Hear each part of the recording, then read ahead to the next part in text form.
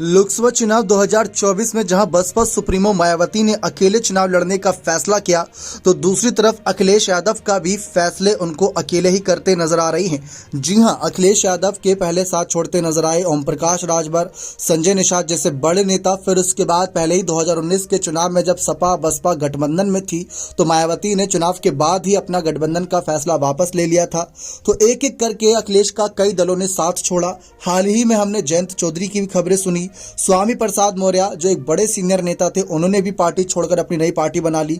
फिर उसके बाद पल्लवी पटेल का कहीं ना कहीं अखिलेश के खिलाफ दुश्मनी निभाना ये चर्चाओं का विषय बना हुआ है कि कम से कम बसपा सुप्रीमो मायावती ने अकेले चुनाव लड़ने के फैसले का ऐलान करके अपनी स्थिति तो स्पष्ट कर दी, लेकिन अखिलेश का एक एक करके साथ छोड़ रहे नेता आने वाले वक्त में उनके लिए मुसीबत बन सकते हैं, क्योंकि ये वही मुख्य विपक्षी पार्टियां थी जिन्होंने साथ मिलकर सपा को 45 से 111 सीटों पर लाने का काम किया था और उन सबको भी फायदा हुआ था, विपक्षी दलों को भी इस चुनाव में।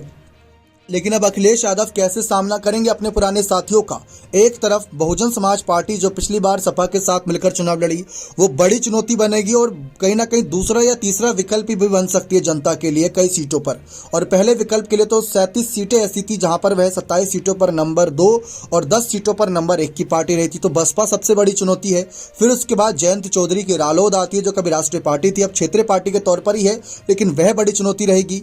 फिर उसके बाद पल्लवी पटेल, चंद्रशेखर आजाद रावण का साथ न लेना, असदुद्दीन ओवैसी का साथ न लेना, संजय निषाद का उनके खिलाफ, ओम प्रकाश राजभर का उनके खिलाफ रहना अखिलेश के लिए मुसीबत बढ़ाता नजर आ रहा है। अखिलेश कैसे इन मुसीबतों का सामना करेंगे ये देखना दिलचस्प रहेगा। मुसीबत नहीं बल्कि क्षेत्रीय पार्टियों का सामना कैसे करेंगे, क्योंकि क्षेत्रीय पार्टियां एक ऐसी पार्टियां रहती है जो किसी भी बड़ी पार्टी का खेल बिगाड़ सकती है अपने अपने क्षेत्र में, इसीलिए इनको क्षेत्रीय पार्टी और मजबूत दावेदार के तौर पर देखा जाता है।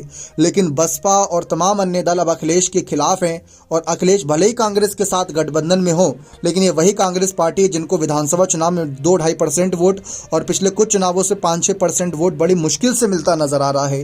तो उनके सहारे कैसे अखिलेश की नैया पार लगेगी? क्या अखिलेश अपने पीडीएफ फॉर्मूले के सहारे ही ये काम कर जाएंगे, या ओवैसी, चंद्रशेखर आजाद, पल्लवी पटेल, ओम प्रकाश राजभर, जयंत चौधरी, मायावती सब अखिलेश का खेल बिगाड़ देंगे? क्या लगता है कि अखिलेश अपनी साख बचा पाएंगे या नहीं? बने रहे चैनल के साथ। बहुत बहुत धन्यवाद।